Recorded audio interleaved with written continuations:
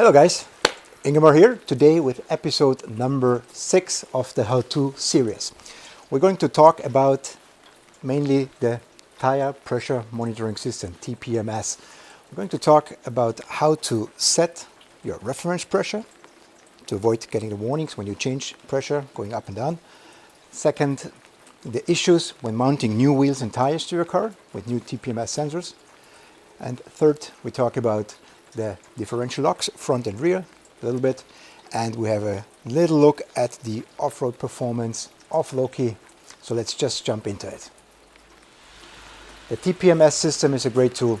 It shows you, of course, the pressure of the tires, but also the temperature.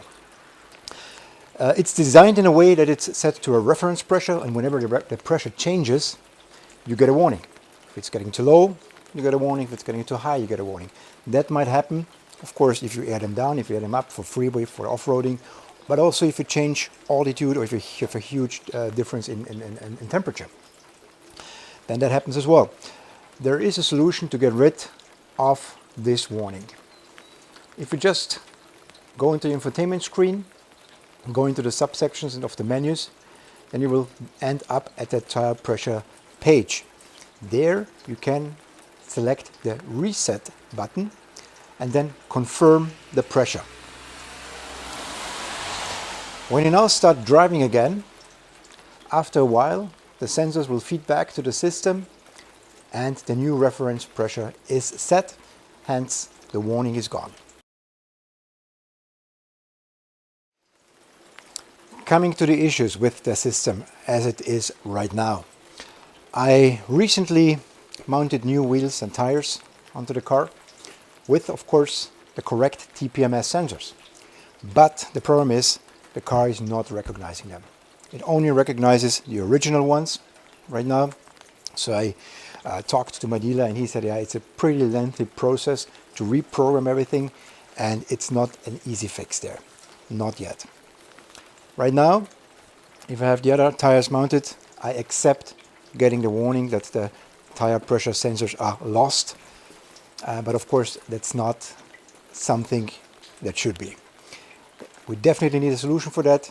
I'm confident that Ineos will, hopefully with the next software update, get rid of that, and that actually adding new sensors to the car will be easier in the future.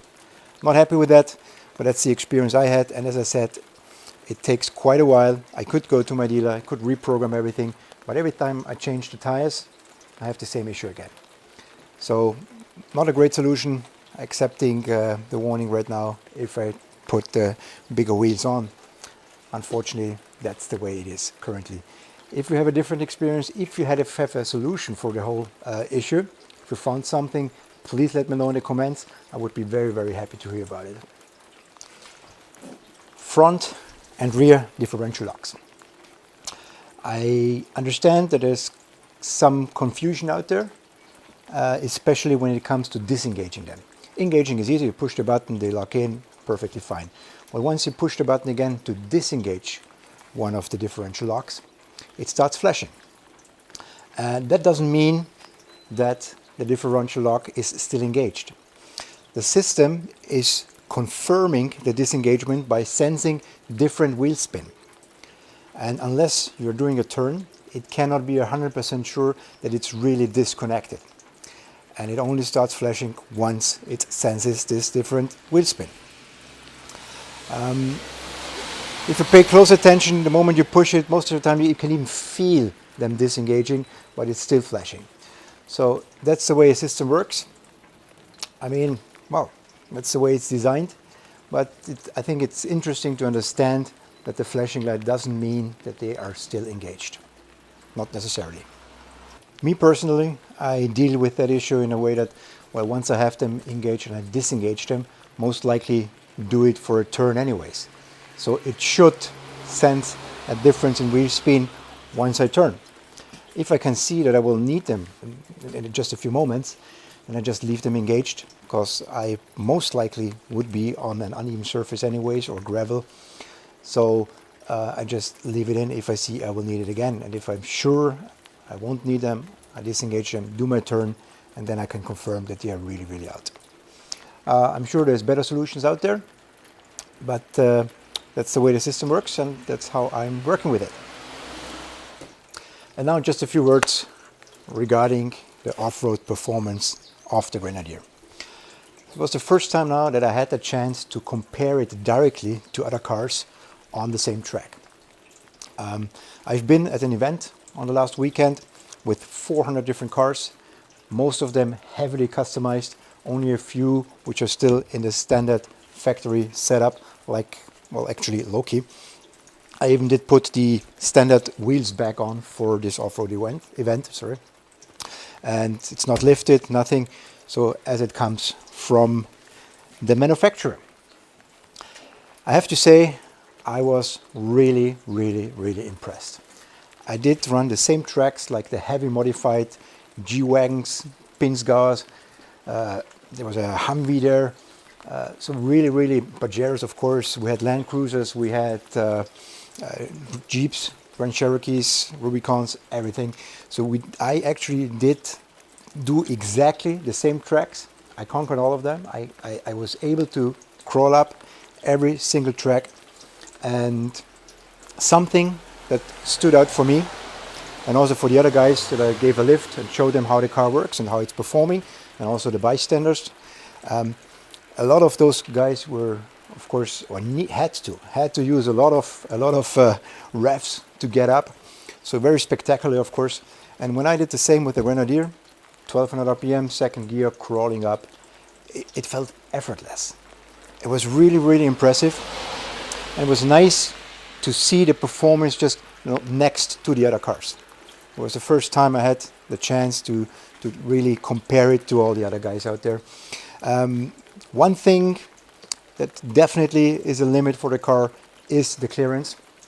No doubt about it. A little lift would probably be something very nice, and I'm working on that. After this weekend, I know I have to modify it a little bit to just have this extra little fun, this extra little margin, of course.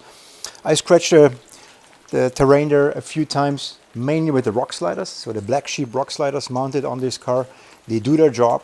It was really amazing. There's no damage to the car whatsoever.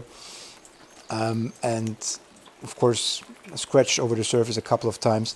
One thing I will also get is a protection for the fuel tank. That's definitely something I can recommend. But otherwise, I was really happy, positively, well, not surprised. I expected it, but I did not really expect that it was performing so well compared to the heavily modified off-road vehicles out there. Those were great vehicles. It was just a lot of fun. And I can tell you, many guys that I took with me on a ride there, they were quite impressed by the Grenadier as well. So that was a great event. It was the Allradfreigang, it's called. Great location, and it was a lot of fun. If you have some experience, some similar experience, put it in the comments. I would be very happy and interested to hear about it. And then again, if you have technical questions, you want to know more about the Grenadier, more details about the Grenadier, the Ineos forum is a great source of information of that kind. I hope it was interesting, short video for you again, hopefully. And if you liked, please subscribe, or see you the next time. Thank you.